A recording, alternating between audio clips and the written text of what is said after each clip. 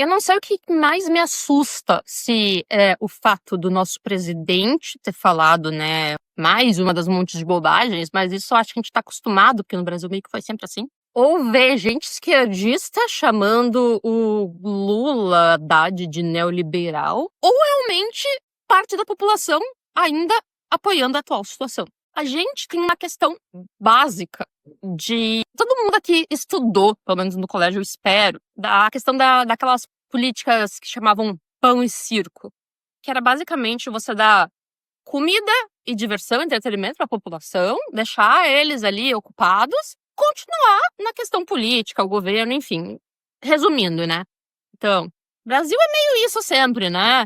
Ano começa depois do carnaval e tal. A gente sempre tem alguma coisa para tirar o nosso foco daqueles que estão nos roubando. Voltando um pouco à questão da fala do Lula, e aqui não é entrar tanto na questão política, do fato dele ser mentiroso, ou não sei o quê. Tá. Saindo um pouco disso, tentando trazer uma outra análise, a gente vê, assim, gente... mas, teoricamente, o que ele está dizendo é a lei, né? Oferta e demanda, basicamente. Princípios de economia. Assim, quem já estudou o mínimo de economia sabe isso, porque sei lá, eu fiz faculdade de economia. Na minha primeira aula de introdução à economia, no meu primeiro semestre, eu aprendi esse conceito. Teoricamente, é verdade. Só que não é assim. Esse é um conceito básico colocado dentro de uma estrutura de livre mercado, onde você tem o ceteris paribus. Quem estuda economia sabe que isso tem tudo, né? Que é o tudo mais constante. Quem estudou química, tudo... Sabe, quando tava fazendo vestibular mesmo, que você vai mexer em variáveis, tem que deixar tudo mais constante para tentar medir só uma. A gente sabe que na realidade não é bem assim. Mas, para um estudante, na iniciação ali, você tem que botar um sistema mais simples. Ok, estamos na realidade. Não é tudo mais constante. Tudo se altera em relação a diversos fatores, né? E o maior ponto de uma situação de livre mercado é que você não tem a intervenção do governo. E o que a gente mais tem no Brasil? É a intervenção governamental. Não apenas na questão de impostos aumentar, diminuir quase nunca, né? Imposto, mas também na questão de o que vai ser produzido, o que vai ganhar benefícios, o que não. Isso, para que existe o BNDES se não é para dar privilégios para algum tipo de indústria, alguma coisa, né? Enfim. Então a gente vê que é um tipo de fala que é muito, assim, sabe? Eu até não me saiu a palavra aqui, no sentido assim, de não é só mentiroso, mas é de mau caratismo mesmo. Porque assim, ele sabe aquilo na verdade. Não tem como ele não saber. Senão, gente, não tem como. Se ele não soubesse disso, ele tinha que ser tirado do posto que ele tá agora. Ele sabe que não é só isso, essa questão. E ele passar pro povo, por mais que, vou tentar simplificar pro povo entender. Não, não é isso. Então, é uma questão de você se aproveitar da ignorância de muita gente que não vai entender.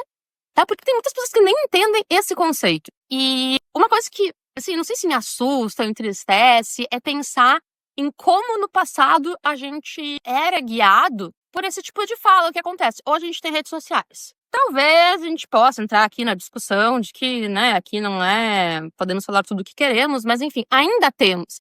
E eu gosto sempre de relembrar o que aconteceu aqui no Rio Grande do Sul, porque foi um movimento onde as pessoas, os cidadãos comuns, vieram para mostrar a verdade do que o governo estava falando, das mentiras da Globo e tudo mais. E antigamente a gente não tinha isso. A gente ia olhar e acreditar. Talvez uma pessoa mais estudada, provavelmente você que está assistindo esse vídeo, e olhar assim, nossa, que merda que ele falou. Como muitas coisas lá nos anos 2000. Só que a grande massa da população não ia entender. E ia ficar por isso mesmo. E agora a gente consegue disseminar um pouco esse conteúdo. Vale lembrar também que, voltando a tudo isso, né?